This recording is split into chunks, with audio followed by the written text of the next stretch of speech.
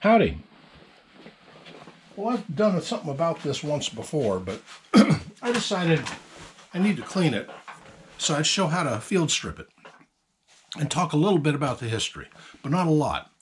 If you really are interested in this particular pistol, Otthias over at See It Arsenal did a breakdown on this thing on one of his videos that is absolutely perfect. So I would suggest watching him. You're looking at what was commonly called in America a Roth-Steyr, but is actually usually called a Roth-Krnka in Austria. And this pistol is from Austria. This is the cavalry pistol of the Austro-Hungarian Empire through World War I. It was developed in 1907 by a Czech engineer by the name of Roth-Krnka, and was developed by Karl Roth as the financier and built in the Steyr Works factories. Therefore, it was called the Roth-Steyr because it was built by Steyr and Roth financed it. But Roth-Krnka built it. So I prefer the Otthias' term using the Roth-Krnka for this thing. This is an 8mm pistol. Well, my understanding of this started in the mid-1980s, long ago. I walked into one of my favorite gun shops, and Tom, the guy who ran it, said, I just bought something you might find of interest, because we've been talking about bizarre pistols. And let me get this straight there. And he pulled this out. He just bought it that day. He said, I don't know much about it. I know it's an 8mm. So we both looked up in the catalog, or actually it was in Guns of the World was the book he had. And we saw that it was called an 8mm Roth-Steyr was what the cartridge was called, and that Fiocchi still made it. Well, I said, well, Tom, can you order me a couple of boxes of the ammo just in case? And he says, yeah, and he looked it up in his catalogs. He says, yeah, it's going to be about $30 a box. This is in the 1980s. And I went, whoo, okay, get me 2 boxes. So I paid him $60. I had to prepay for it, and I bought this pistol. Well, I didn't know much about it, but the lines on it just had me fascinated. So I taught myself how to field strip it and how to shoot it. And when the boxes came in, I taught myself how to shoot it. I shot about 10 rounds through it, kept all the brass, and then I looked at it and said, well, this is not like anything else I've ever played with.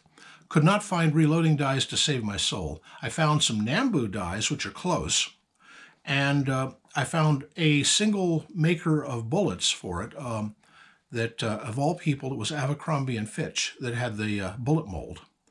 And then I found out you could actually use 32 auto bullets in the thing. Duh. It's actually a .320 exactly a bullet that it uses. Well, anyway, later on, Otthias did his video on the thing, and I went, hey, I've still got one of those. And he showed me the book. There is a book that is the book on this thing. And let me show it. First of all, this is the book. This cost me a bloody fortune. Actually, this cost me more than this did. And what this is a book on all of the various Austro-Hungarian pistols. That's the Roth-Steyr in the middle. That's a Steyr Hahn, which I also have. And I'll get to this one soon. But the section on the Roth-Steyr, or the Roth-Krnka as it's called, starts right about here. One problem with this thing, it's in German. There's no English book on the subject, but there is this wonderful German text on it. And it shows, among other things, the stripper clip.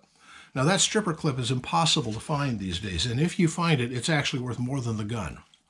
But you can get 3D printed plastic ones, which I have a couple of. But here's some pictures, great pictures of the thing, and the workings of the internals of this thing. Just fascinating.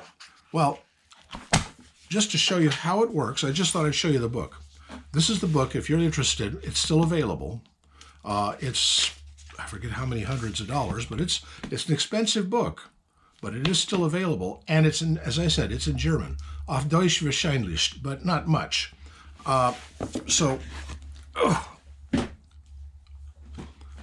Fortunately, my ex-wife knows it better than me. Anyway, this is how I learned to field strip a Roth-Krnka. First of all, cock it. That's how you cock it, okay? Then take the front piece off. And the way you do that is you push this little gizmo through like this. It's retained. And then, oh, okay, let's try something here. Yeah, that did it. Now, cock it again. I use the bolt to push this thing out. You pull out this nose piece and the barrel. Now, with it cocked, let's see, push this thing here, and with it pushed down, spin off the rear piece of the bolt. Then, oh, is this, let me get that so I know that it's looking, yes. Then pull out the firing pin spring and the firing pin. Now this is what I learned. Put this back on 2 or 3 turns, no more. Drop the bolt. Now, with the bolt dropped, take it off. Watch what happens. Now the bolt comes out the front and the recoil spring. If you don't put this back on, this thing goes flying across the room. Not a good thing. Now, with it properly field stripped, there's the internals. I could pull the magazine out and show what the picture showed, the stuff that's behind the magazine, but getting this magazine back in is a royal bear. The magazine is, as you can see, integral to the grip, and you have to feed it with stripper clips from the top. But it is a standard automatic magazine. The thing works on a principle of a rotating bolt. Let me get this back in. First of all, let me put my glasses on because I'm kind of blind without them. Okay, now, yeah, put this back in. Then put the bolt back together. And the way you do that is, oh, I don't need that. I just need this and that. Okay. Let's see. This goes in this way.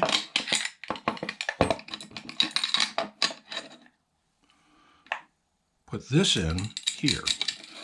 And this little nub here intersects with a hole that's in the side plate. So by doing that,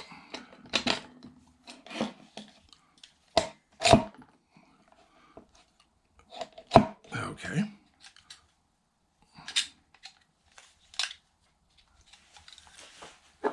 I use the, excuse me, I'm going to do this just to, because you need your lap and 2 hands to do this.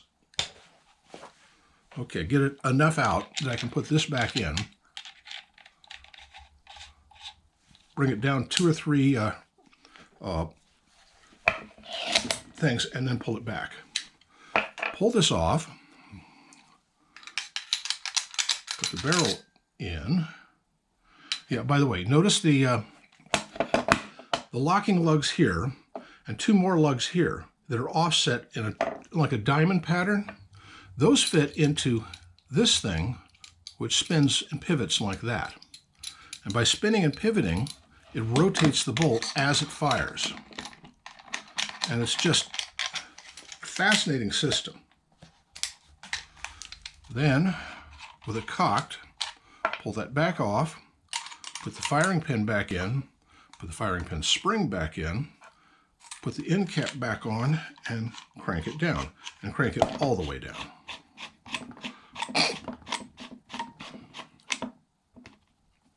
And, oh heck, something's not working right. Every time.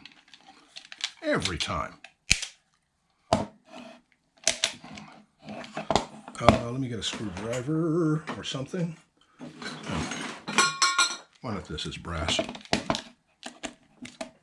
There.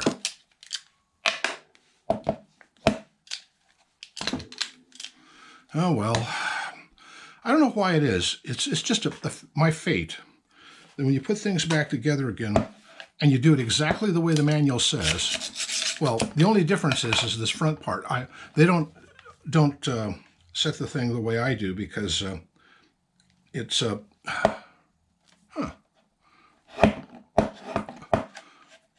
they prefer just putting your hand up here and getting a bruise on it from the bolt coming back. I don't like that, so I don't do that.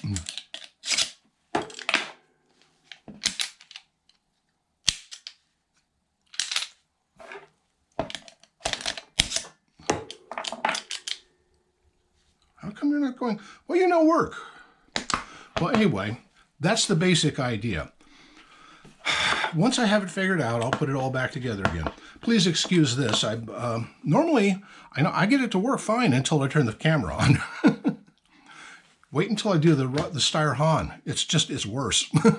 Anyway, the Roth-Krnka, aka the Roth Steyr, a pretty cool old pistol. By the way, I got it.